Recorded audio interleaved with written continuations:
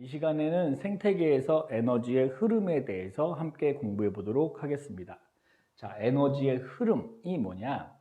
에너지의 흐름이란 이렇게 에너지가 생태계를 유지하는 에너지의 근원인 빛 에너지, 태양의 빛 에너지를 받아서 이게 생산자, 1차 소비자, 2차 소비자를 지나면서 결국 이 에너지가 흘러서 나간다라는 게 에너지 흐름에 대한 전반적인 얘기거든요.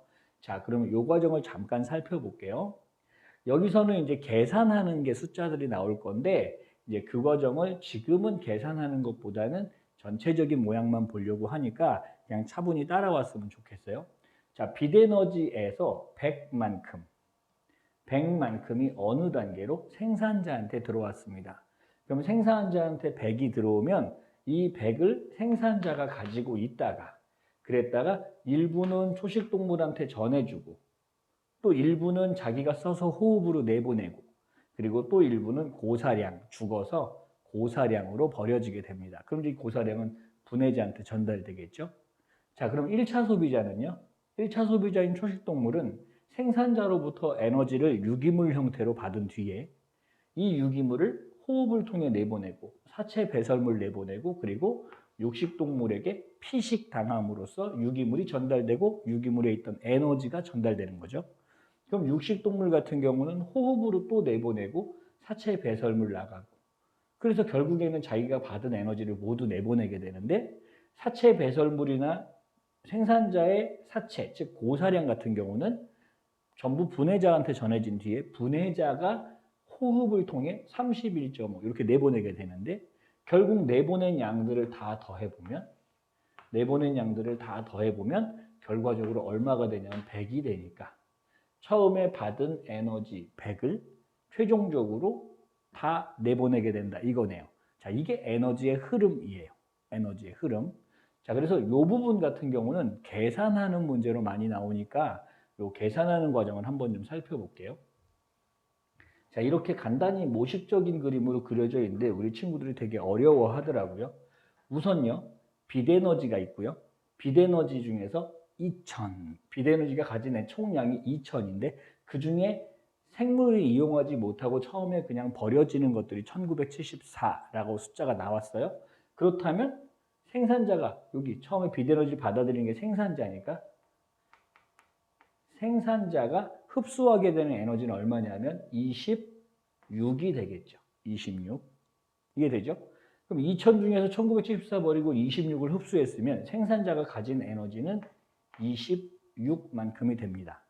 그럼 이 26 중에서 호흡으로 14를 내보내고 그리고 고사량으로 10을 버려서 분해자한테 전달하게 되면 그러면 남은 거 얼마요? 26을 흡수한 거고 내보낸 게 14, 10이니까 나머지 2를 누구한테? 1차 소비자한테 피식당해서 넘겨주게 되죠.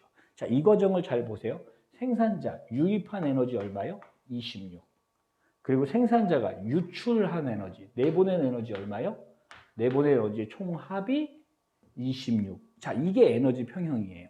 그래서 각 단계마다 에너지 흐름은 전체적으로 에너지는 흘러가지만 각 단계마다 에너지의 평형 상태를 유지하면서 그러면서 에너지가 흘러간다라는 얘기가 오늘 하고 싶은 얘기입니다.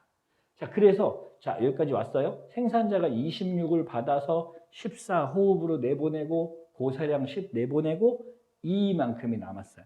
그러면 이만큼을 누구한테? 1차 소비자에게 전해줄 거고 그럼 1차 소비자는 이만큼을 생산자로부터 받았으니 가진 에너지는 이만큼이 될 거고 이만큼을 호흡을 통해서 0.8 내보내고 사체 배설물로 1을 내보냈어요. 그럼 둘이 더하면 1.8이니까 그러면 결국 2차 소비자에게 전해지는 에너지는 얼만큼이 될까?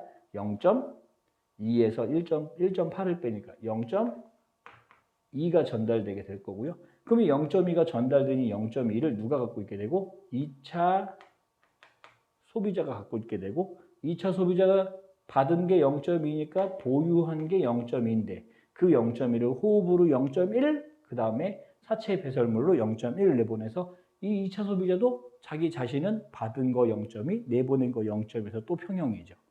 괜찮죠? 그러면 여기서 사체 배설물 내지는 고사량으로 내보낸 에너지는 누구에게?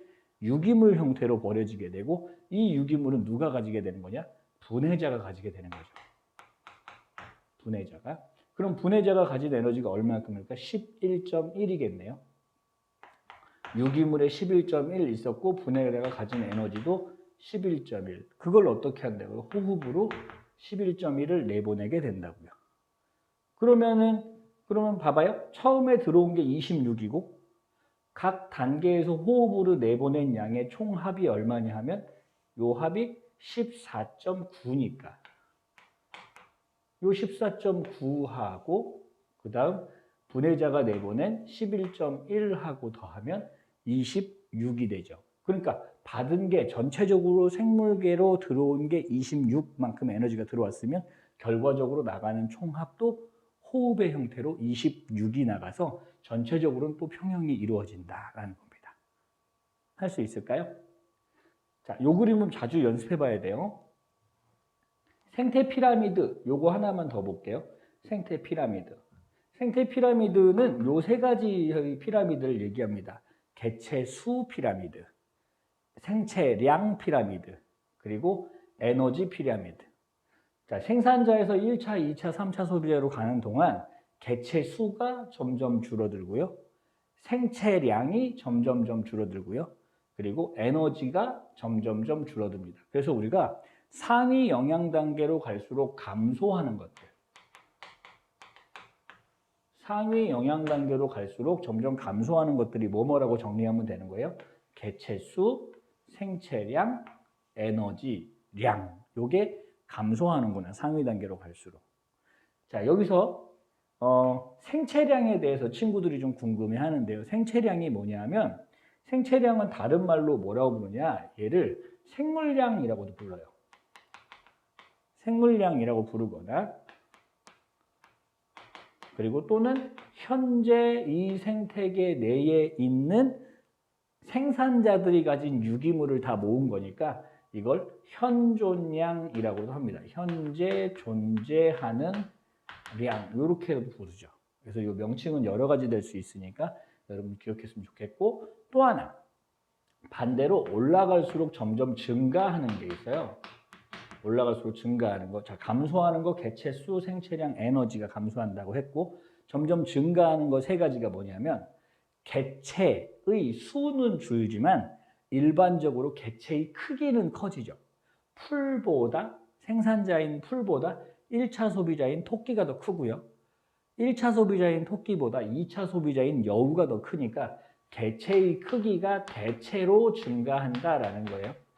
개체의 크기가. 그 다음 두 번째요. 생체량은 점점점 감소하지만 상위로 갈수록 점점점 감소하지만 생물 농축, 농약이나 중금속이 생물체 내에 쌓이는 생물 농축량은 점점 증가하게 됩니다. 그리고 나머지 에너지량은 점점점 감소하지만 에너지에 적은 에너지를 가지고 살아야 하니까 효율은 상위로 갈수록 점점 높아지는 겁니다. 그래서 이 증가되는 거 이 세 가지도 여러분들이 좀 정리를 해뒀으면 좋겠다. 되겠죠? 자, 에너지 효율이 뭐냐? 에너지 효율은 전 영양 단계가 보유한 에너지 총량분의 현 영양 단계가 보유한 에너지 총량. 어렵죠? 별거 아니고요. 여기 보세요. 280분의 26.8 곱하기 100 하면 누구요? 1차 소비자의 에너지 효율이 나온다고요. 뭐분의 뭐요? 280분의 26.8. 그럼 만약에 선생님이 3차 소비자, 이 녀석의 에너지 효율을 구하고 싶으면 어떻게 하면 돼요? 전 단계 1.2분의 0.1 이렇게 구하게 된다고요. 이해되나? 그래서 에너지 효율을 가지고 이제 문제를 푸는 것들이 나오게 되는데 우리가 요 단어는 일단 개념이 제일 중요해요. 계산보다 개념이 제일 중요하니까 자꾸 반복해서 익혀보시기 바랍니다.